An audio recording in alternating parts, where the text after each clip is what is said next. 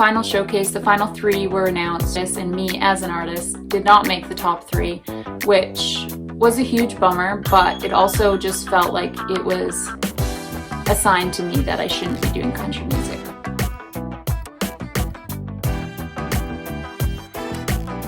And that is when AIM was born. Hey, it's AIM. This has been my journey. I wanted to share with you the highs and lows, the rock bottoms, and the hopes and dreams that I have for the future. Singing weddings, international stages, experiencing loss, corruption, and, well, honestly, everything in between. Even a secret identity. Join me on the journey to now. So, after the Chainsmokers event, it was promising to me that I could do something in pop, but I still didn't really know what to do. It was hard for me because I had fans and connections in the country world.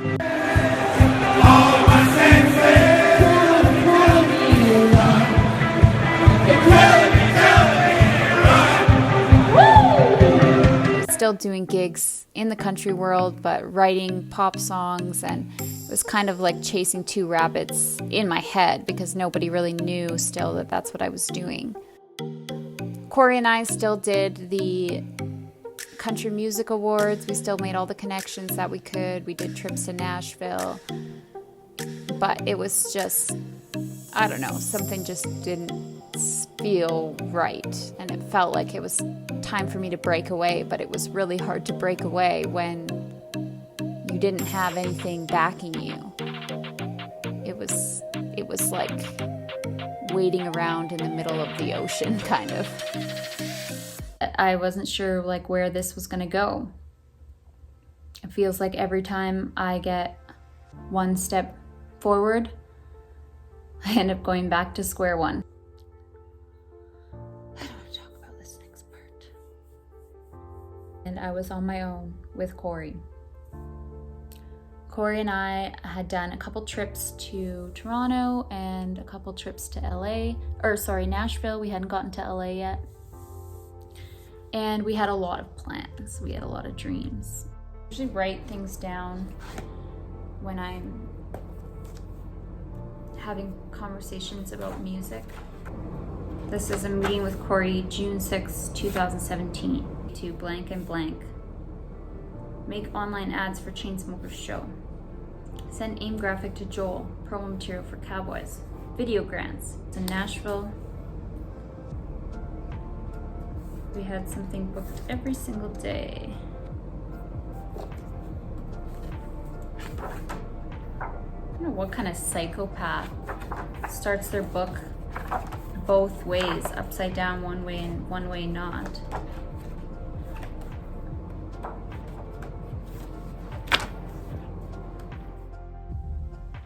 Corey had some health problems, and I think a lot of the time he bit off a lot more than he could chew, but he still wanted to be there for everybody that he said he would be there for.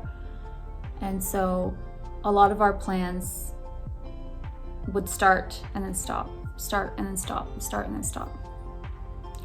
And it was tough, but I just believed that every time it would stop, I would just write a better song.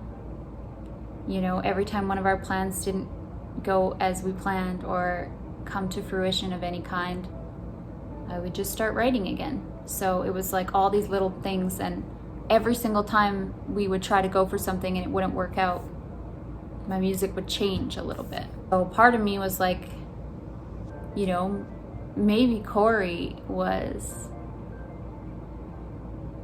never supposed to be my manager. Maybe he was supposed to be my cheerleader and my confidence, and just somebody to keep me distracted long enough that I found my sound and found out who I was as an artist.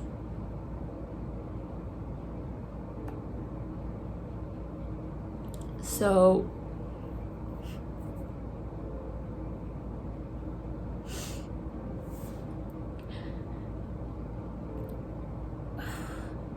Corey and I had a conversation, and he said, "Listen, Amy, I'm finally in the place that I need to be. I'm finally ready to help you. I'm finally ready for us to take all of your music and show the world.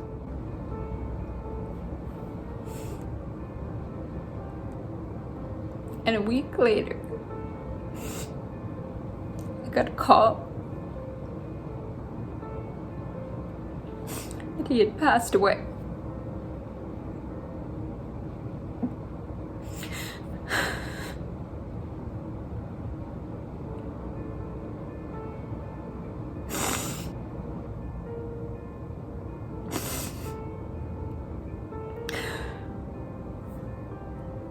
So there I was,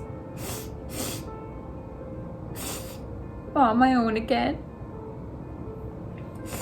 without the person, one of the people that believed in me the most, and that had encouraged me to play new music and to try new things and to find out who I was as an artist.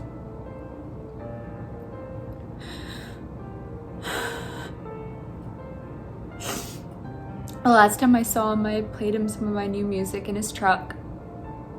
His new truck that he was so proud of. And we were listening and he looks at me, he says, "Holy shit, Amy." He said, "Holy shit." He said, and had a lot more energy than me. I'm not even doing him credit. It's probably more like, "Holy shit." He said, "All this time we've been trying to figure out how we can market you and get you to be the next blank. The next who? The next Miranda Lambert when you were doing country. The next Taylor Swift when you were thinking pop." He said, "You're the next no one, girl." He said, "We've got to pivot our plan." He said, "This is something new. This is something different." He just really believed in me. Here is my last talk with Corey.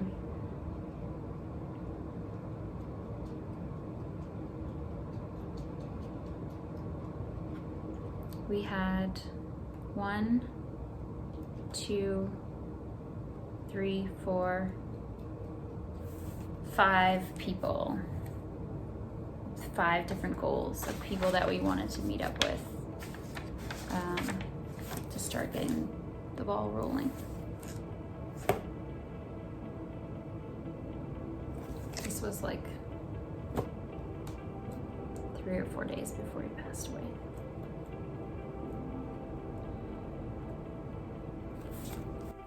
Corey will forever be, I think,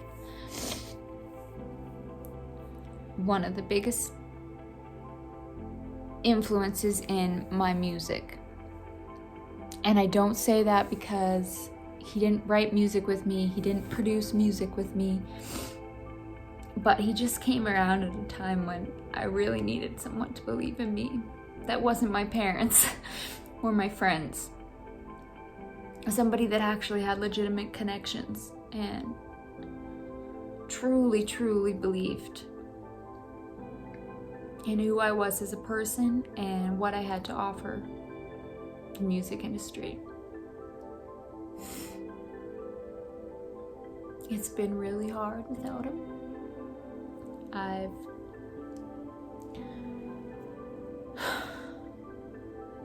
I've been trying to navigate everything on my own, and it's just not easy. I wrote a song for Corey called "The Color Green." He was obsessed with the color green. Good Saskatchewan boy. He even painted his toenails green. I was finally able to meet his family, who were just as awesome as he always said they were. He was one of the most genuine people that I've ever met.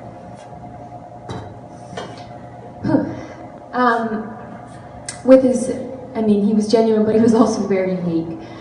Something unique about Corey to me was that he was so sensitive and kind, yet so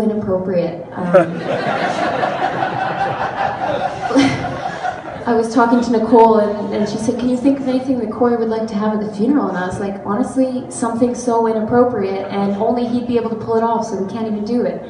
A song immediately for him, and the inspiration behind this is that Corey, as you heard from so many people, was such a champion to artists and people in the music industry, and he always told me, no matter where you're playing, Amy, make sure that they know your name. Make sure that they take notice of you. I don't care if you're playing for 3 people, I don't care if you're playing for 5,000 people, make sure that they know who you are.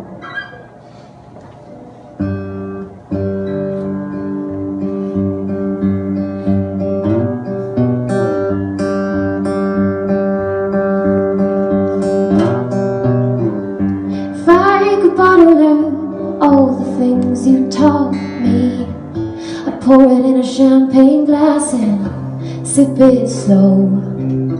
Life has a funny way of talking. If you don't listen, you'll miss it. But you never missed it. And 1 by 1, 2 by 2, 3 by 3, I'm coming after all the dreams you had, all the dreams we planned.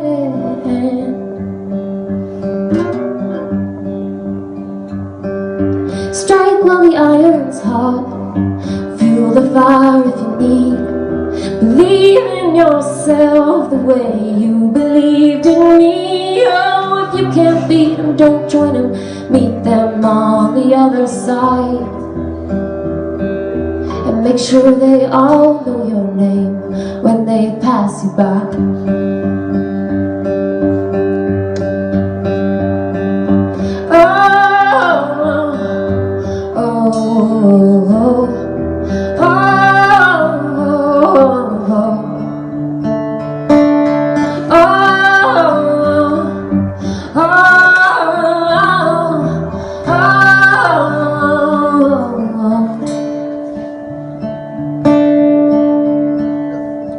And the color green means more to me than it did some days ago. Your favorite shade, a reminder of the places I could go. Strike while the iron's hot, fuel the fire if you need.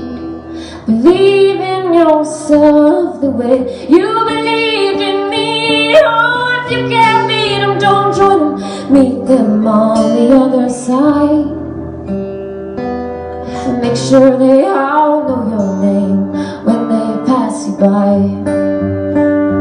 Yeah, make sure they all know your name when they pass you by.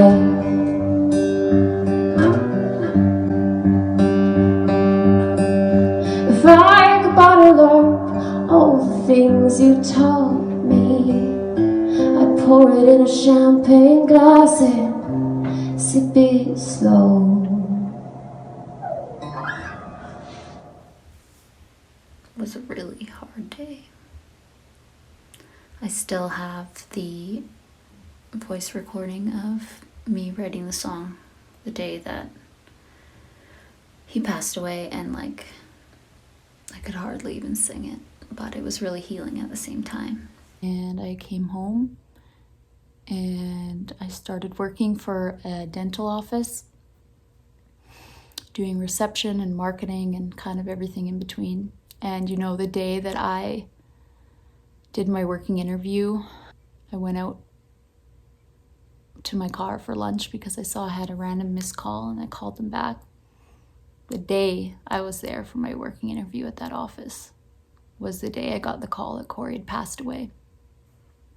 It was honestly like Corey was saying, "What are you doing? You know what you're meant to do. Why are you working in a dental office?" Like, oh, Amy Metcalfe, she's probably not doing music anymore. Guess what? I am. And I'm about to shove it down your throat for the next year. I just worked. I just wrote.